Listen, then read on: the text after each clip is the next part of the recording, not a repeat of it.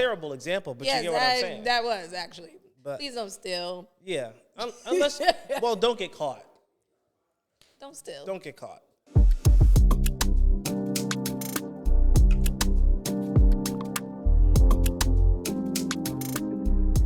What's up, my people? We're here checking in today. Once again.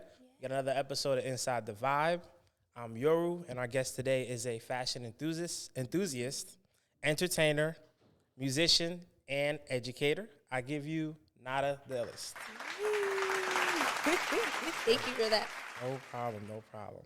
So before we get started with the questions, want to go through a little game I like to call Set the Flow. Okay. Get us calm, just chill. It's more of a conversation than an interview, so I want us to, reflect that in how we're going to do this. All right. Right. So I'm going to give you a category. Okay. And you have to give me 3 names that satisfy that category in 7 seconds. Okay. All right. All right. Okay, Let's do this. So we'll do a test run. So I'll say something like people. Okay. And you just say 3 people. Okay. Smooth. All right. So we're going to start off with number 1, billionaires. Billionaires. Kanye West. Okay. Jay-Z. Okay. Bill Gates. Colleges. Ooh, Bloomfield College. Got shout out my college. Okay. Montclair, Okay. Rutgers. Cities in Europe. Ooh. Cities in Europe. Yeah. Freaking sorry, I'm about to sound slow. I'm sorry. It's okay. Like France? France. No. Okay, France is that a country? Oh, country. That's what I'm Oh, saying. Paris. Paris. Let's do London. I was just about to say London, but I'm thinking these are countries. And Paris, London, and Portugal's not it. Lisbon. let me tell you something. I never been nowhere. I never asked been you that nowhere. and I couldn't even answer it. Okay. No, it's okay. Holidays. Holidays, Christmas, Okay. Thanksgiving, Valentine's Day. Okay. Women artists who've gone platinum. Women artists who've gone platinum. Lauryn Hill, Okay. Cardi B, Okay. Beyonce. Shoe brands. Oh, Jordan, Asics, Adidas. Sports teams. Sports teams. The Bulls, the Raptors, Chiefs. Things that cost under $10. Love, peace, and joy. Oh, no. Love is not under $10, first of all. Love is very expensive. Love is free. For who? For It's not free for men. human. Love is not free for anybody, to be honest. Okay. I'll let you get that off, even though that shouldn't count. It was Vegetables. nice. It was touching, but it wasn't real. So vegetables. Vegetables, broccoli, why am I not remember? Tomato, why am I not remembering vegetables? Cauliflower, okay. Okay. And last one is 3 blessings that you've received in the last month. A laptop for free. For free? Yeah. Oh, that's love. Yeah. That's love. Women always get free The stuff. air that I breathe every day. Okay. And what was another blessing? And an advancement in a business that I'm about to do. Smooth. Yeah, okay. yeah. We love getting to the money. Yeah. That's great. Those are some good blessings. Okay. So before we get into the questions, how are you today? Like, what's your temperature like? I'm doing good. Okay. The morning was difficult. You were late, but wow. Only 15 minutes. Only guys. 15 minutes. But I'm good. I'm happy. Dope. Yeah. Can I give a fun fact? Fun fact. We went to high school together. We did.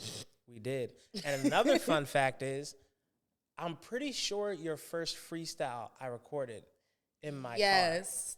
Yeah. Yes. Yes. Yeah. So I started this. Oh, wow. Okay. So now that we, got all the pleasantries out the way, the first thing I actually want to ask you, so I was kind of looking at your Instagram, which is always weird when you're looking, like doing research and homework on people you know. Yeah. And there was one thing that you said that kind of stuck out to me because I aligned with it. And it was, there's beauty in simplicity. And you were talking about not over planning or over visualizing before you execute something. Yeah. Because at times that can hamper execution.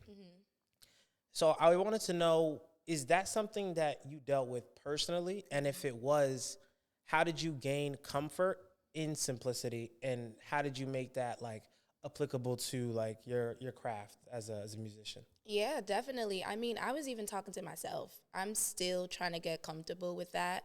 especially with someone who's so into the arts, so into, like, for example, you grew up looking at the best, you know, Missy Elliott, Busta Rhymes, everything was so, like, Michael Jackson, everything was so explicit. And when you really have a love for the arts, everything is like a movie in your brain, and you want to produce it, right? You want to get all your creativity out. But sometimes you don't got all the resources to do that. And sometimes you don't have all the accessibility to do that. Yeah. And then what it does is make you stagnant, right? If you can't do that in particular, you won't do nothing. And I had to tell myself, like, slow it down, you know, be able to at least express yourself, you know, give your art to the people. And even if it's as simple as being in the car and talking, right? So it's something I'm still working on for sure. But how I'm getting over it is just basically, you know, reminding myself that sometimes less is more. And we complicate things so much. And if it's something that's going to keep you stagnant and not make you produce, then you got to think about it, you know? And I think it's also something when, as creators, sometimes we can be perfectionists where we think this project can always use some more tweaking. Yeah. Like, I know for myself, like, I don't think I have OCD, but, like, maybe whatever the fake undiagnosed version of something is, because if I see something, like, I'll walk past my room, and if the clothes aren't positioned in a particular way, I'll spend 20 minutes fixing it. And there are times when that has made me late to somewhere. You're dangerous. It can be. And I think, like, that to your point of over visualizing execution, where you, like, I'm so fixated on making this the exact way I want it to, can stop the flow of, you know, what you're destined to kind of create. Yeah, for sure. Perfectionist thing is the same thing I deal with. Literally, well, I'm more so with that with the arts. Yeah. Like, if I see something in my room, I'm like, okay, it's fine. Yeah. But especially, and this is something too that I'm working on. Something that's like being blasted for people to see. I'm like, you got to make sure everything is perfect. Because if it's off, they will tell you in the comments. Yes, they will. They will tell you in the comments. Rudely. Harshly. Absolutely. Yes. Especially as a woman, I feel like it can be a little more rude. Yeah. Because the things are usually like physical jabs, things that have nothing to do with art, but people like being smart. Yeah, for and sure. Rude, so. Exactly. We just got to remember that we're not perfect, you know, and we will never get to that point of perfection. We'll always find something wrong. So might as well just be happy with what we got. True. Unless, you know, we could tweak it a little bit. But. So what's something you've overcome that you're proud of? Something that I've overcome that I'm proud of is I don't say I don't experience fear, but I'm definitely way more bold. Way more. I can touch a stage and not be stage frightened, like, as much as I did in the beginning. Like, that's something that's just so surprising to me, especially growing up as a shy child. It just, I don't know, it just blows my mind that I could literally touch a stage, go in front of people and just be, you know, myself, the person that I knew that I could be. Yeah. So that's something that even to this day I'm like, wow, I've come a long way. Yeah. Yeah. And do you have like a persona like Beyonce has, like Sasha? I guess Beyonce is Sasha Fierce's persona. Is that like do you become a different person? Like, is that alter ego when you're on a stage, or like how do you compartmentalize that? I don't know. I think it's me in a different, I don't know, position, I guess. Because I think it's all me. Because once I get off the stage, I'm okay. Introvert, social battery died. Okay. But I don't know if it's like a subgenre of me. I wouldn't say it's a whole different person. I think, you know, I'm about to get preachy. But I think especially going closer to God, me knowing that fear isn't something that is of me. Okay. It just helps me, and I'm able to go on stage and know that I'm not by myself. And so, because God is with you? Exactly. So you said fear isn't of you. Yeah. What do you mean by that? So, okay, I'm about to quote something. So, like, the Bible says we're not created with fear, but of love, power, and sound mind. So literally I tell myself, like, fear is an emotion that we all feel, but fear is not my design. Basically. Gotcha. I am not a walking fear. I am not in walking anxiety. And I know people experience anxiety, right? but I don't claim it as mine. It's not something that's a part of me. It's just something that I experience. But it's also something that I know that I can cast out. So that being said, that's how I would say, like, fear is not of me. So it's like something you experience. It's not the definition of, like, your existence. Exactly. Got you. Okay. Overcoming stage fright. Yeah. I like that. Yeah. So there was something else you said that I also wanted to touch on. You know, at 30, that's like a pivotal age. Growing up, that's when, you know, people start calling you old, start calling you unk, and you start referring to other people as YNs. So, which is probably my favorite part of becoming 30, to be honest, because I don't think I could have used that before 30. Yeah. So you said something. At 30, I had thoughts of retiring, but Christ said, abide. I'm going to need you to inspire. Yes. How did you receive that message? And do you remember where you were when you received it? Yeah. I want to say probably like a few days after turning 30. It was just like, wow, I'm 30. I'm 30 out here. And I think I was about to go to the studio one day in the week. And I was like, wow, I'm still doing this. Or like, wow, I've been doing this. And it hasn't even been that long. I've only been rapping since 2018, 19. But it was kind of like, okay, probably like a good 5-6 years now. Yeah, you know, at 30, you're supposed to be looked as mature, or, you know, we got African parents. So my mom is still not even used to the fact that I rap. So yeah, I'm sure, because that's not, you know, doctor, lawyer, engineer, marriage. Yeah, they got to stop with that. I should have been on that path by now. I hear that pretty often as well. But more so, it was just a reflection. It was kind of like, you know, I'm at this age. What do I talk about? Because you get to that point, too. Like, what do I talk about? Do I still have the abilities that I had when I was in my 20s? Do I still enjoy it? Do those things still matter? Do I have to think about being an adult? Like, all these things which is running through my head. But as, you know, God was like, no, I still need you to fulfill a mission.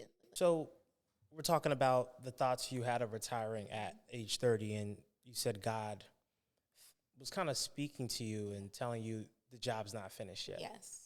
How did you receive that message, especially when, you know, it seemed like you almost made the decision? Yeah. And he kind of made a different one for you. Right. So how did you receive that in the moment when you heard that from God? One, it was kind of like, but why? I just want to, just want to be normal. Yeah, that's exactly what I was just going to say. I just want to be normal.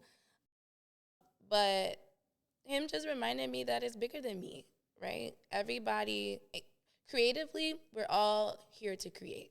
Yeah. And not even just like, you know, rapping, singing, but even in your workplace, if you're the best, I don't know, lawyer, he's called you to do that creatively. Yeah. But we're also all here on assignment. Like, we're all not here just for nothing. And some people's lives is attached to whatever your calling is. And so if I was to say, God, well, no, all the people that's attached to what I do, or how maybe a word that I could say can help someone. Now their purpose might be different now because you didn't fulfill yours. Exactly, right? And that's a heavy thing to carry. Because even when you say, I'm like, I don't know if I've had like the epitome yet, or epiphany, of what God has put me on this earth to do, but I think it can almost be heavy, like, oh no, like God said I got to do this, or like, like when God called Saul at the time, and he became Paul, and now he's like, all right, well, I guess I got to be a evangelist. Come on, you know what I'm saying? I read a little something, you know. But at the time, it's like I'm killing them. I don't want to be with them, right? And now he has this burden of being one of the apostles of the Bible. Yeah. So that calling can be very heavy, and you know I'm open for whenever God chooses to call me, but he can take his time. Why you don't think it's this? I don't know. It may be. You've always had the gift of gab. Yeah, I've heard that. But you know, okay. Think about it. Yeah, I don't have anything clever to say against that. So cool. So we're talking about how you got this message from God. And when I'm looking at your socials, it seems that you're going through somewhat of a rebrand, or like a transformation of where you're utilizing more of your skills. You're doing fashion TikToks. You're speaking to people in like meeting them where they're at, kind of giving words of wisdom, but you're also still rapping. Yeah. So what prompted this? It was almost like a realignment of all of your assets into all of your kind of platforms you've created for yourself. Yes. How did you kind of get there? I think during that time where it was like just me and God really discussing, some things had to die within me. Okay. So as we was mentioning before about perfection, I thought my craft had to have a niche, right? Okay, yeah. Everybody likes me because I rap. Everybody likes me because I freestyle, or everybody likes me because I do music. And I could not break off of that because I was people pleasing, basically.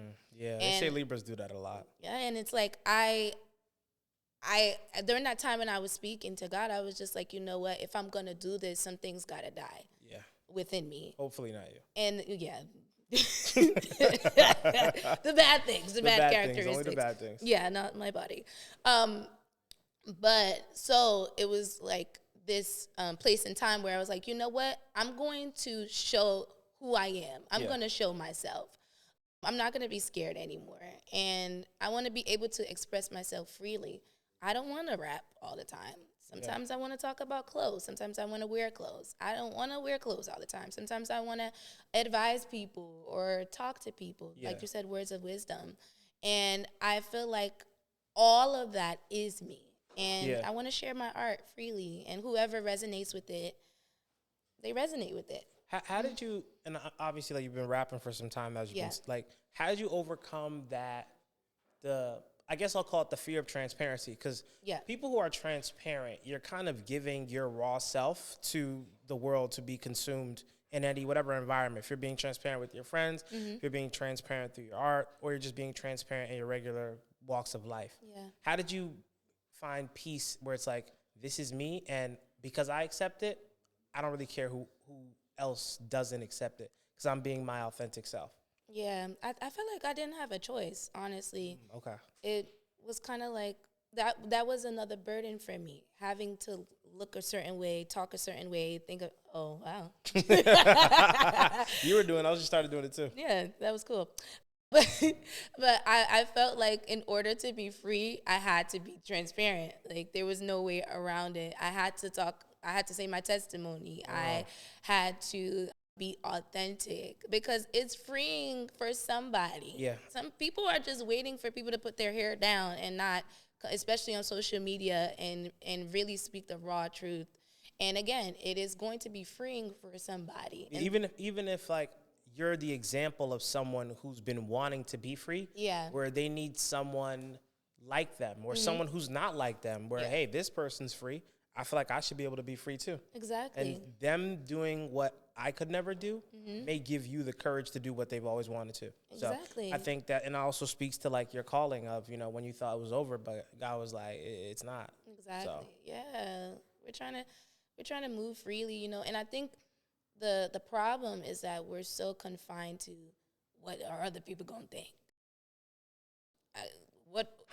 I gotta look a certain way. I gotta move a certain way, and all of these constraints that we have on ourselves is not actually us, it's the things outside of us. Yeah. And once you walk in freedom, it actually feels better. It's kind of like, and a lot of it isn't even real. Like everything is constructed, and it's almost like the way society and like the civilization. I don't know if you ever heard like it's called the broken mirror theory, where it's essentially, and if I misquote it, whatever. But it's essentially when you have a civilization where there's a bunch of broken mirrors, over time, the level of the society will start to mirror the status or the reflection of the mirrors. So they will kind of degrade as a society, become less abiding citizens, just kind of crumble, where it's like literally something as simple as a broken mirror can destroy a society, because society and civilization is in our minds. It's not really tangible. Just like kind of breaking the laws or following rules. Yeah. Because we all decided, hey, we're not going to steal things, stealing is illegal. Yeah. But if most of the world just say we're going to start stealing stuff, they would have to change the rules, because they can't jail everybody. Yeah. Terrible example, but you get what I'm saying. That was actually. But please don't steal. Yeah. Unless, well, don't get caught. Don't steal. Don't get caught. All right. So, okay. So next thing I have for you is, as long as I've known you, you've had this deep love of like hip hop and Yeah.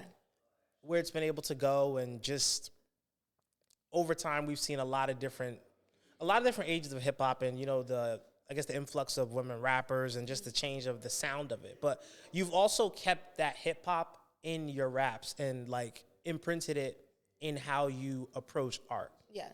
How have you been able to balance the values of hip hop against the values of your own like faith? Because Yeah. at times they're not always walking in step by step. Yeah. So how have you navigated those challenges? Yeah. That's the hardest part. Again, like you said, I've always had a love for hip hop. I've always had a love for the authenticity of it. Ooh, I said that wrong. I said that really wrong. Yeah, authenticity. But Yeah. it's some words that get me too, so I'm not judging. We're not gonna say that word again. Yeah. But but that comes with things, of course, that is against my morals. And when you grow up hearing that, right, it gets ingrained. Yeah. Even just as simple as pride. Being a hip hop artist, that's one of your things. Like, I'm better than you. I'm better than everybody, better than you. But moral wise, I don't want to go around telling everybody that I'm better than them. You know what I'm saying? Even if, but Okay. that was a joke. But yeah, so even at that, it's hard to, again, kill that part of what you've known about hip hop. Yeah. But the great thing about hip hop is that there's so much examples. It might not be highlighted, but like people like Common or Lauryn Hill, people of those nature, I look up to them because it's like, okay, you don't have to talk about maybe, if you want to talk about it, whatever, but you don't have to talk about your body. You don't have to talk about certain things in order to still be hip hop. Exactly, right? Yeah. So one, that was something that of course had to die, had to die. But thank God, the ability to rhyme and to share your story is not the hard part. So we're just navigating through it, Yeah. But it'd be certain beats that make you want to Yeah, no, I've never even seen a gun, but there's some. Well, I've seen a gun. Let me not. I mean, I'm still tough, but Yeah. what I mean, like, there's some beats that I've seen that make me feel like I want to smack a few people in my vicinity. Or you want to get your ops, right? Yeah, and I don't have ops. I grew up with both parents. That's not my life. But we were speaking to balancing hip hop and your faith as a Christian. Yeah. And you made a great point of how hip hop doesn't have to be about ops and, the beats we hear that make us want to, do harm to someone or something. Yes. Because of just like, I guess maybe it's the bass or whatever, but Yeah. whatever it is, it can get us there. But there's this rich history of hip hop that obviously, for reasons that, can be said or cannot be, that there's a small sect of it that is highlighted, which is the violent part, or the part talking about our bodies or what we're going to do and what, we want to do to her. Yeah. And I think sometimes when people talk about the representation of hip hop, they only focus on the bad, where hip hop has this rich history. Yeah. And even in an earlier episode, we had Nadira Simmons on, and she wrote a whole book about women in hip hop, which is a great read and ties directly to this point, because there's this rich history of, hip hop, the creation of sounds, where it ties from gathering of community and people. And it's just interesting how people sometimes figure you can't be hip hop if you're not talking about violence. Where there's a lot of other sounds that are hip hop that aren't talking about hurting people. So it's good to hear that you're one of those people being a proponent of using hip hop, but still not trading in your morals and values while still embracing the love of it. So the last thing I have for you is, who is Nada Dillis? She's first and foremost a child of God. First and foremost. She is a creative. She is, she's empathetic. She's insightful. She falls sometimes, but gets back up. Transparent. A lover of people. And yeah, she's your around the way girl, Around the way. Pretty simple, concise. Yeah. So, do you have anything you want to plug? Anything coming in new music? Yes. So first and foremost, you guys can follow me at ill.nata at every platform. I was going to say every internet source. That's very oldish of me. Yeah, that's giving 37. That's good. 37? Yeah, that's a little old. Wow. Sorry. Okay. But also, I will be dropping a single called Table for Two. I don't know what day yet, but by the time probably this comes out. But yeah, DM me. Say hello. Don't be creepy, though. I'm cool. But yeah. All right. Well, you heard what she said. Slide in the DMs. Ooh. Thank you, everybody, for... don't do that. I'm joking. Thank you, everybody, for coming through. Everybody just being Nada. Don't know why I said that. And Whoa. that's Nada the Illest. I'm Yoru. This is ITV, and we will catch y'all in the next one. Peace.